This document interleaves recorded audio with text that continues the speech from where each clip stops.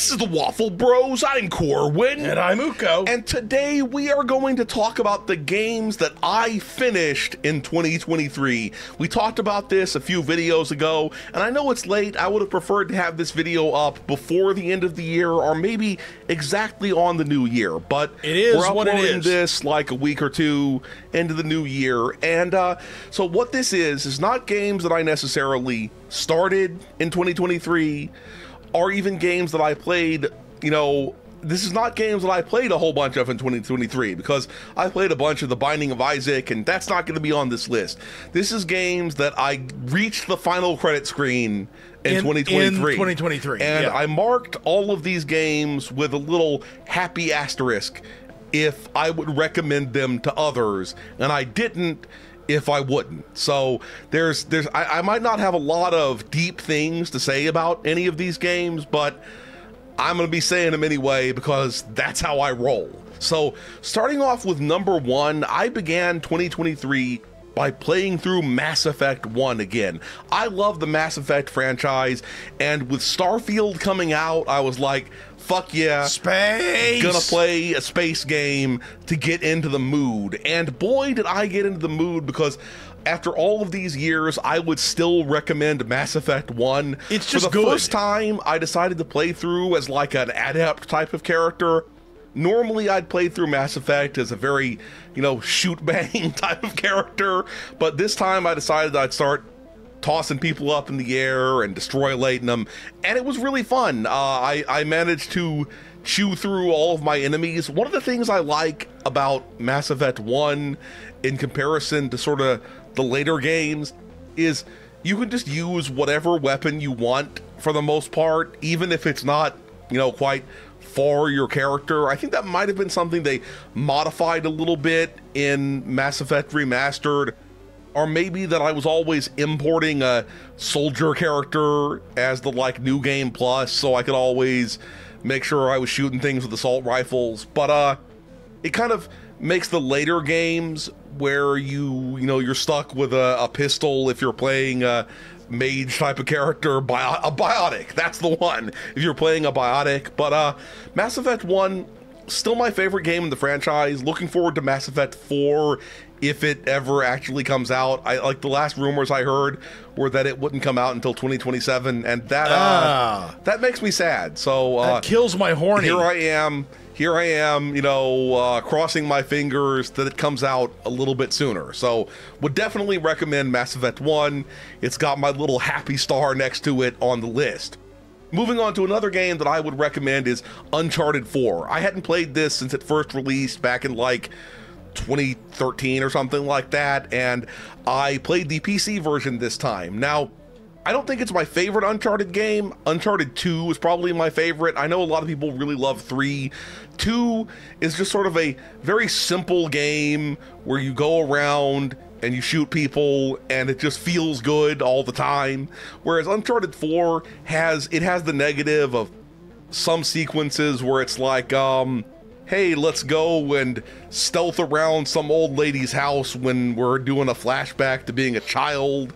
And that wasn't my favorite. It kind of messes up the pacing of the game, but otherwise it's still really fun.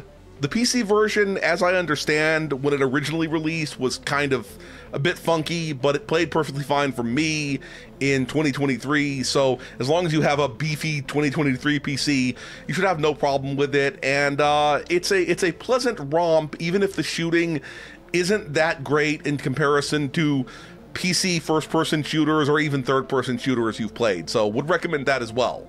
Number 3, and this is going in a completely different direction, but still something I would recommend. We played this on the channel. Goblins. It's made by the same dude who made Dusk and a bunch of other weird games. I believe he made some game about like stapling squirrels or something that I just bought on Steam.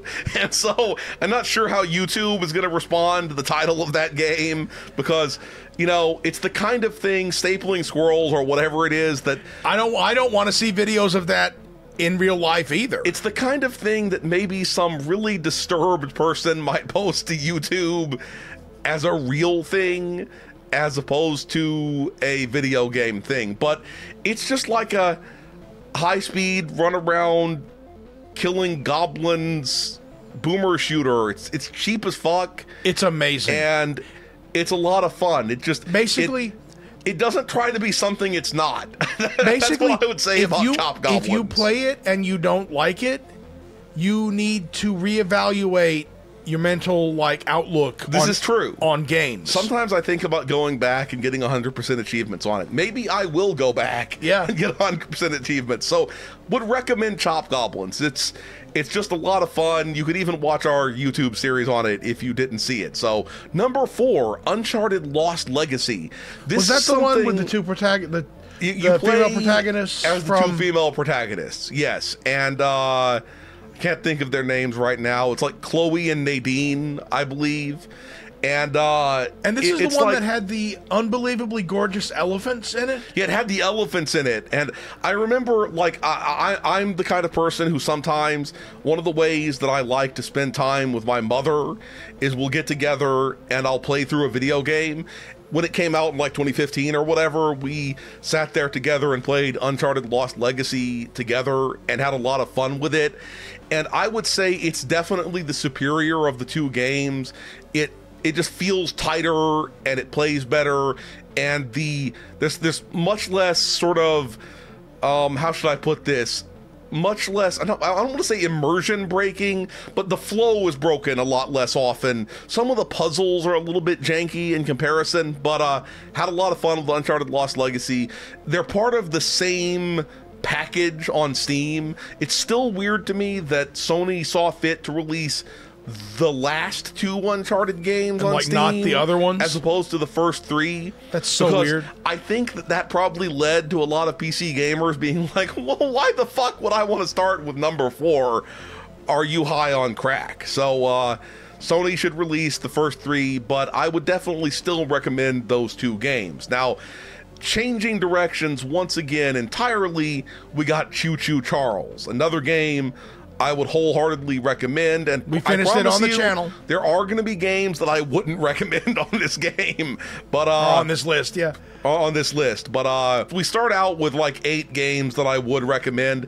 Choo-Choo Charles was awesome. It was exactly what it says on the package. That's what I would say. It's like Choo-Choo Charles is. You're a train and you're fighting a train, except the train you're fighting is a spider. And even the parts of the game that are kind of strange, like the way that the NPCs don't actually move while they talk to you. It's somehow the pickle lady. The pickle lady, yeah, she freaked me out. You know, if you play the game, you'll know what we're talking about with the pickle lady. She definitely had an unhealthy relationship, or maybe very healthy relationship with pickles. Pickle fixation. It was just kind of creepy hearing her talk about pickles with her unmoving eyes and lips. But Choo-Choo Charles, it's good. It even had a tease at the end suggesting perhaps there will be Choo-Choo Charles 2. Choo-Choo 2. Choo-Choo 2. The Reawakening. But yeah, I would definitely recommend it. So then the next thing we have is a package group of from Halos. game number 6 to game number 10 here. We have Halo, starting from Halo Reach. I'd never actually played it to completion. We started playing it on the channel, then somehow it fell off, whatever. I think it was partially when it first released on the PC, it was kind of weird. And then... yeah, there were some problems with it dropping recordings or something. Yeah, stuff like that. So that's why we never finished it. It actually did turn out to be really pretty quite good. I liked Halo Reach. Somehow it's one of those games where I ended up not remembering a lot of it, and that's part of the, think of it as part of the charm. Is it the one that had Nathan Fillion? No, that's Halo ODST, which I also played in this sort of 4-banger or 5-banger of games here. I remember that very well. But so Halo Reach, don't remember it really well. It sort of provided some backstory for Halo 3. And it was just a lot of fun. That's all that it was. Just a lot of stupid fun. So I'd recommend it if you enjoy stupid fun first-person shooters. So same thing for Halo 4. It's it was the first 343 Interactive or whatever, the new company after Bungie stopped. Halo 4 was the first one by them. It's just like good, stupid fun. I actually quite liked the way the guns felt in Halo 4. It felt like a bit of an upgrade to me, but I don't really remember the story for it like at all. So I guess that says something really bad about the about the writing in it. Then I also played Halo 3 ODST.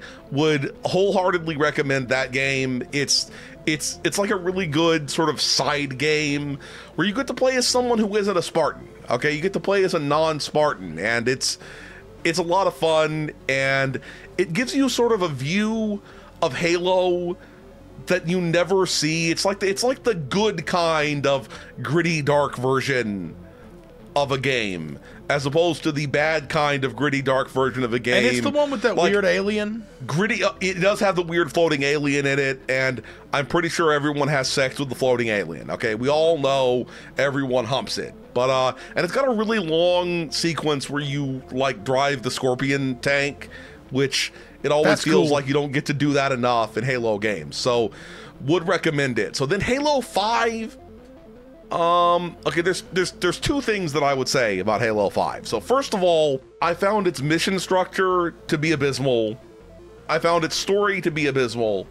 I do remember bits about its story, and but not for good reasons. Not for good reasons. It's just like everything's always like, but ooh, maybe the Master Chief has like betrayed everyone, and then, but ooh, something teleported, and then ooh, that was just a setback, and all of that kind of thing about these new enemies that no one gives a fuck about. Okay, no one gives a fuck. That's there we go. I said it.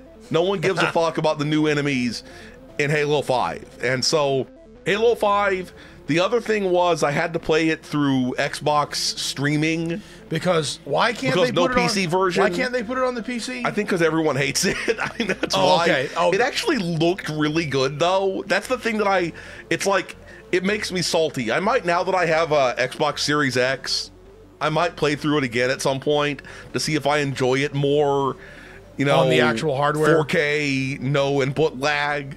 So then moving on from that, we got Halo Infinite. I actually enjoyed Halo Infinite. It was kind of but I did enjoy it. Its weird structure made it impossible. Yeah, I don't like this trend of traditional first-person shooters having like open world stuff with a whole bunch of optional content. And also, it's one of those things where, as a content creator, it's very difficult to finish a video series on it because everything takes so long.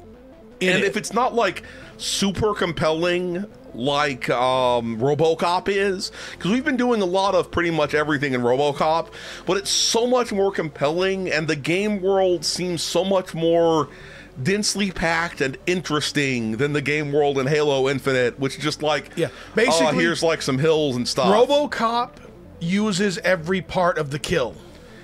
You know what I mean? And RoboCop also, it has, I don't know exactly how to put this, but even though a lot of the ways that you interact with the different little side missions are very similar to the ways that you would interact with any other side mission, even though that's true, you get like unique dialogue and unique places. Like we just played a side mission in RoboCop where we took back a courthouse from hostage takers, and it felt really good to do something that it's like it used the courthouse, and to us it reminded us kind of a bank. And we thought that maybe the hostages would get executed if I didn't move fast enough, and ended up retrying it a bunch of times.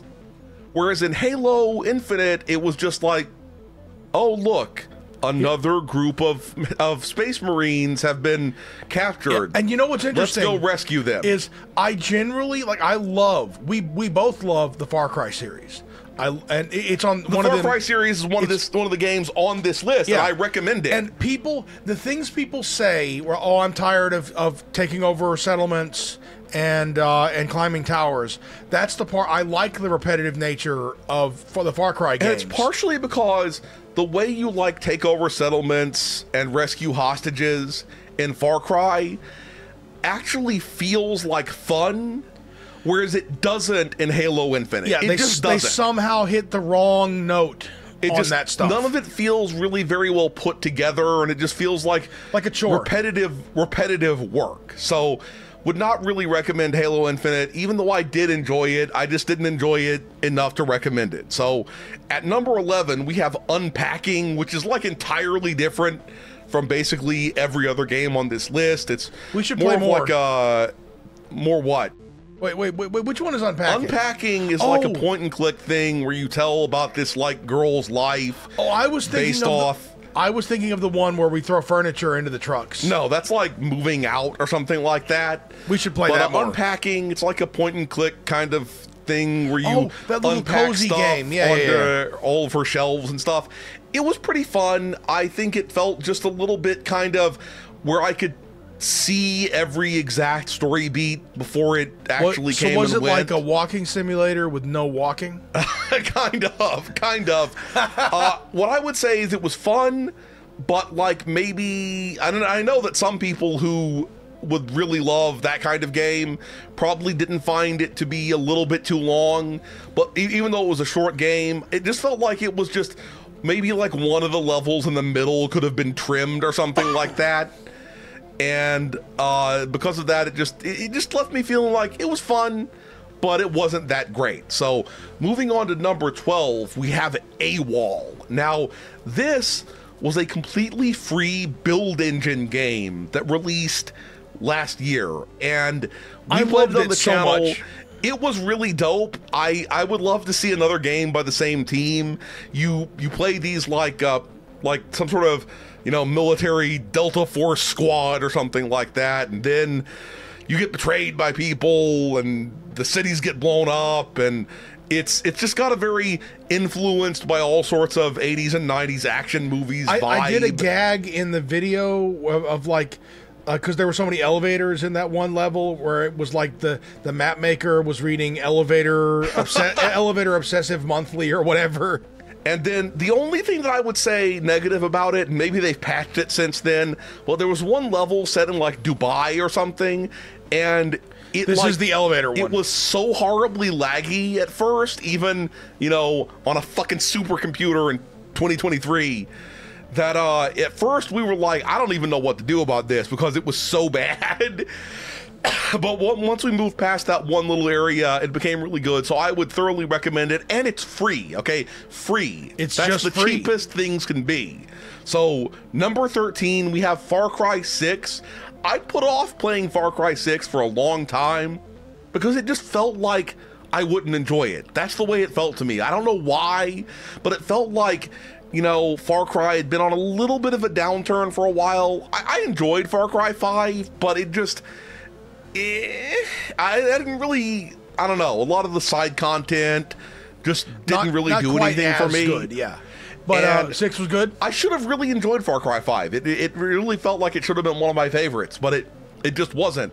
But Far Cry 6, it cuts a lot of the shit, right?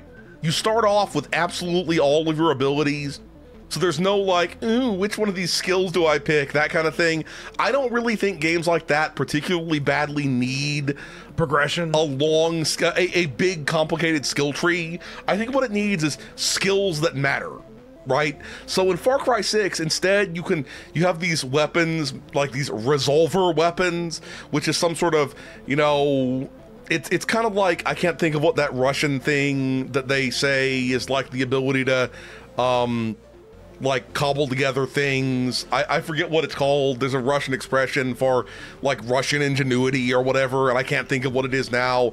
And apparently, according to this game anyway, there's a similar kind of thing in, say, Cuba, because it's clearly supposed to be Cuba. But you get these resolver weapons, which are these ridiculous, outlandish weapons, like, you know, you're launching rockets out of your back and stuff like that. And at first I thought that would be cheesy, but it turned out to be something you don't have to interact with more than you really want to. And I just sort of mostly ignored it. And then it was cool sometimes. Used the resolver weapons that were a little bit more toned down than stuff like that. So not having to constantly be, they sort of trimmed down a lot of the fat but kept all of the things that I think you like in a Far Cry game. So it felt more rich, but not like every mission felt a little bit more advanced, a little bit more thought was put into it. And yet at the same time, it didn't feel like the game was less content rich in general. So would definitely recommend Far Cry 6. I think the DLC was kind of shit, so don't bother with the DLC. I played it and it sucked the ass. So there we go. There you have it. It sucked the ass. So number 14, a game I don't recommend, Gears 5. Gears 5, we started playing it on the channel, and that was also hard to record. Yeah, that's why we ended up stopping playing it on the channel, because it always gave us issues while we were recording it. It's too angsty. Okay, I want less angst and more head stomping. Gears should have head stomping. Gears should be nothing about like chainsaws and head stomping. Or nothing but that, yeah. Nothing but chainsaws and head stomping. And instead, it just ended up being like, ooh, like what's his name is a war criminal. You don't want to be playing the game as a war criminal, okay? That's what you don't want to be doing. You want to be out there and you want to be busting grubs. You want to be scratching one less grub. Thank you very much. So it stayed angsty till the very end, and I wouldn't recommend it. I'm hitting you with that. I wouldn't recommend it. Now, what I would recommend is Gears 5 Hivebusters. All of the characters in it are cool. It's like a standalone-ish. It's like not a, I don't know if it's standalone, but it feels like a standalone kind of DLC. And you get to play as a whole bunch of really cool characters. You're on this island. It kind of feels a little bit like it's Jurassic Park meets Gears of War. Unlike in Gears 5, I like all of the characters in Gears 5 Hivebusters, and it's just the right length. It's got all the cool set pieces. At some point, you're like floating down a lava river on top of some, barely existing raft, shooting enemies, trying to rip your asshole off. It's a lot of fun. Play it if you have it. If you have Game Pass, play that shit. You will not regret it. So number 16, Perilous Warp. You might not remember this. We started playing Perilous Warp on the channel. It's a boomer shooter, very much a Quake-like, or maybe Quake 2-like. I enjoyed it, but I wouldn't necessarily recommend it. It's just kind of a thing. It's one of those things where I hate to be negative about it, because it's objectively a good game, but in comparison to all of the other boomer shooters and boomer shooter remakes that I have played over the last few years, it just doesn't make much of an impact. But if you're really thirsty for something Quake 2-like, and you've already played Quake 2 recently, go give Perilous Warp a shot. It's not that long. It's pretty fun. The weapons are enjoyable. I was gonna try to do 100% achievements in it, and some of the things were a little bit janky, so you can feel free to ignore the achievements. I know lots of people want to ignore achievements anyway. Good fun, but sort of lacking in direction. That's what I would say, lacking in direction. I'm finding myself unable to recall what it looked like, so it kind looked kind of like Quake and Quake 2 combined. So it makes it that kind of makes the point. Okay, so I have here, we played the Doom Double Impact WAD. Now, I'm sure that when I was listing down all of these games, I thought that I would remember it, and now I've kind of forgotten it. I remember having fun with it. That's what I remember, having fun with it. It was like a fucking full game length WAD. I think it was part of... It was cool. It was very long. It was very long. I like the map design. But I neither recommend or don't recommend it. That's how I want to put that. So if you like Doom WADs, I would recommend Doom Double Impact. But if it's not your thing, then just feel free to ignore it. So number 18, I replayed entirely through Shadow Warrior Classic Redux. And it's an interesting thing. I loved Shadow Warrior on the channel, but I loved it even more coming back to it on my own. It's I don't know why it's like that. It's just good, but it just is. I think maybe my familiarity with the game allowed me to enjoy it even more. There's just something about traditional, proper, actual old school first person shooters that gets my blood pumping, and I 100%ed the achievements in it. So I just had like the urge. I had this urge to get 100% achievements in every build engine game that has achievements, and I think I have achieved that goal now, because I played through all of the ones that did, and I don't in Ion Fury. I don't, because those are kind of, Ion Fury has some janky achievements to get, so I may do that eventually, but it's probably super cheap at all times to get Shadow Warrior Classic Redux. So if you're interested in classic first-person shooters, buy it and you will not be disappointed. So number 19, CHASM the Rift. Now this was a game that I hadn't even really heard of before last year, and I believe it's Ukrainian, so, you know, shout out to Ukraine. And it was a game from either the late 90s or early 2000s. Very weird first-person shooter. It feels kind of like it's stuck in a world between Duke Nukem and Half-Life or something like that. Yeah, okay? it's a very odd space. It's kind of like it wanted to be Half-Life. I want to love it, and I really enjoyed it. I didn't finish it yet. I really enjoyed it. I did finish it. It was easier to play off the channel than on the channel, because it has like some jank to it. It's one of these weird games where the maps are very simplistic, and yet you can get totally stuck. What it needs, in my opinion, to make it a better game, and obviously this is far too late given that it came out before some of our viewers were even born, but what it would have needed is to have like enemies that react to being shot, enemies that aren't so spongy, and better guns.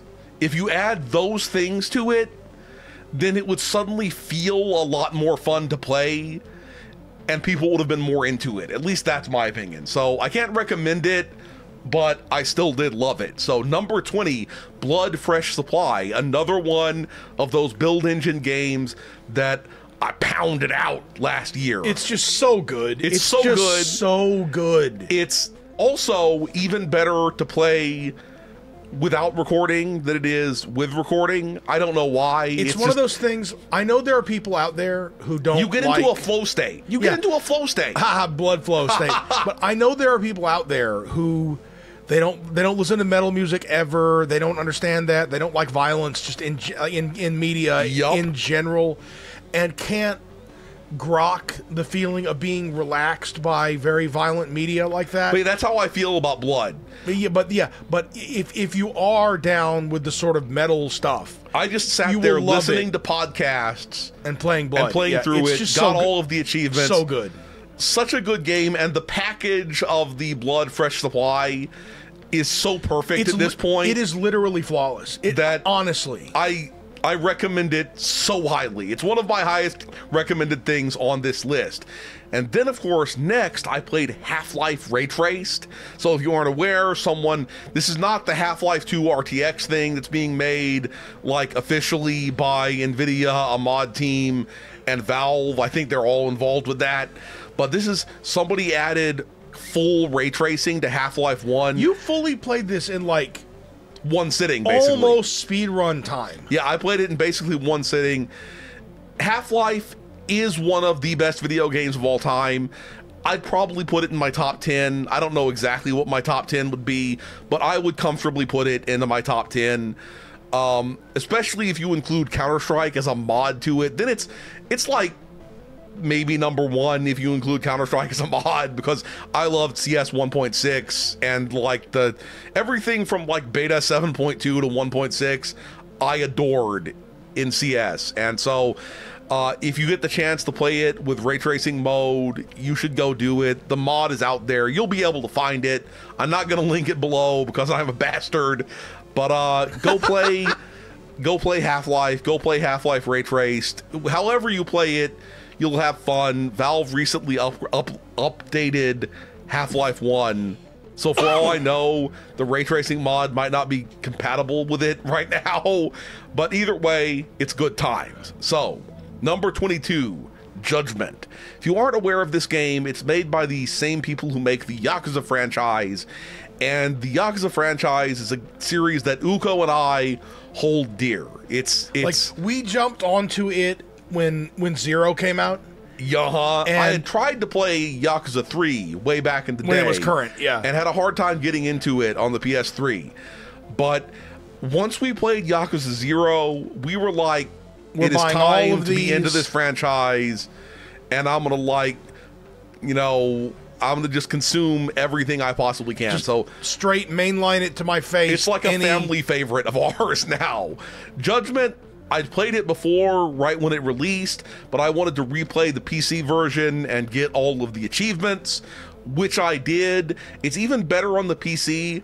It'll look a little bit weird to you at first if you've played the PS4 version before, because in the remaster that they made for the PS5 and PC, they changed the lighting some, but you'll be able to like rapidly forget that and everything will feel right about it.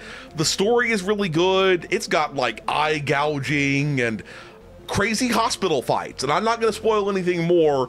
Just play it. It's probably the best detective game I've ever played. So, number 23, Hotline Miami. What more can I say about Hotline Miami? I play it basically every year. Sometime this year I'll play through it. I also played it in 2023. It's juicy and delicious, extra nutritious. You run around beating people to death with golf clubs. There's nothing more to say. If you haven't played it, go play it.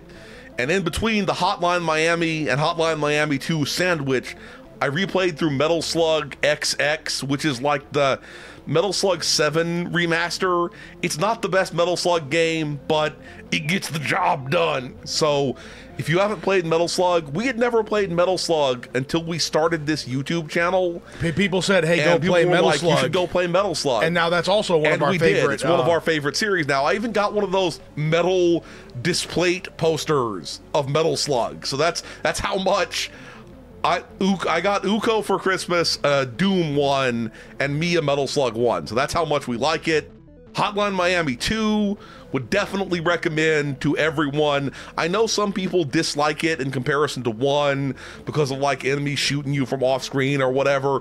I never found that to be a problem. It makes the game a little more tactical and a little bit less just purely running through slaughtering things, but they're both favorites. I actually like the soundtrack more in 2 than in 1. I know that some people will consider that to be like heresy, sir, but it's the shit, and everyone should play it. So then, Duke Nukem 3 20th Anniversary Edition. Also flawless.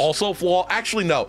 The 20th Anniversary Edition is deeply flawed. It's missing. Oh, yeah. It's missing some content, but it does have a new episode, which was made by one of the original mappers. It's still really cool. I think it's fine personally. A lot of people are highly opposed to it, but I was on this like 100% achievements mission, and it's the one that had the best achievements. So I did that. If you like old school games, Duke Nukem 3D is a seminal kind of game in that vein. And you should play it. The 20th Anniversary Edition has an extra episode that sort of leans into some of the games that it has references to games that came after Duke Nukem, and that's pretty fun. So number 27, Lego Builder's Journey. This is like one of 2 non-violent games on this list, at least up to this point. I was interested in it because it has really good ray tracing and it just looks amazing. I was never a Lego kid when I was growing up. It didn't really appeal to me that much.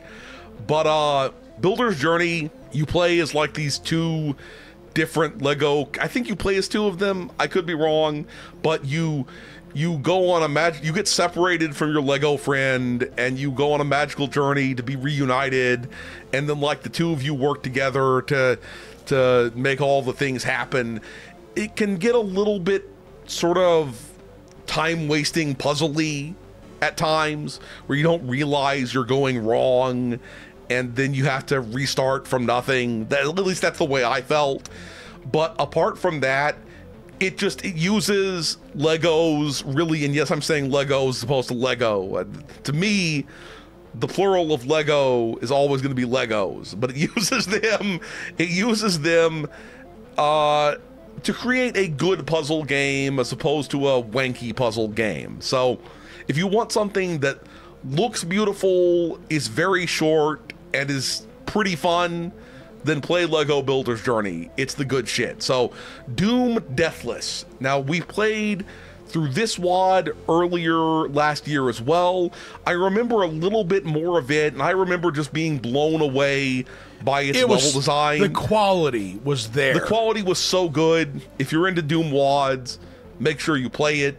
Number 29, Octopath Traveler. I'd been wanting to play this game ever since it was first released, but then I always had this problem where I'd start to play it, and the fact that it had this sort of like weird, what I call that glaucoma vision, where like the area around the edge of the screen is like always sort of like style. No, not the tilt shifting. It's just darkened around, like the shadows like exist around the like a vignette. Yeah, and there's no way to turn it off. Why would they do that? I don't understand. But I was like, I want this, and I want it bad, and I'm going to force myself to play through it. And I did, and it was pretty good. The reason why I won't recommend it is because the, like, true final boss is such a pain in the ass that it just, like, I was like, I fucking refuse to play this shit. I refuse. Like, the game runs the credits after you beat, I believe, 4 of your characters' storylines, because the way it works, it's a traditional square style RPG, and it appealed to me because I love Final Fantasy VI so much, and it gives me Final Fantasy VI kind of vibes. And each of them, like, you can go travel and meet them and go on their journeys together or alone or whatever. And eventually, after you've done 4 of them, it rolls the credits. So, like, it's like even the game knows that the final optional boss that requires you to basically level up, to grind all of your characters to really high levels is just, it's just painful and it sucks. And I refused to do it when I found out that half of the fight had to be done with my characters I hadn't liked as much. Like, I didn't play them as much because I didn't like them as much, okay? Let me not enjoy them. Let me enjoy the ones that I want to enjoy. You have to enjoy all 8 of them. It's in the name. Exactly. So, I really like the game. If you go into playing the game, please go into it not expecting to finish the final boss. Okay, that's what I would say. The game doesn't really expect you to, and you'll enjoy it more if you don't expect it to. So then at number 30, and this is where we're going to stop after number 30, because this is going to be a really, really long video. We'll make it into 2 parts. All the way through 61 games. So Call of Duty Modern Warfare 2, the 2022 edition, we started playing it on the channel, I believe, and then didn't finish playing it on the channel, and I finished playing it myself. That's okay. It's traditional Call of Duty fare. It's got, like, people betray you, then somebody betrays the people who betrayed you. And then you shoot people in the face And the game is a lot of fun, except for 2 things that I would say they were just like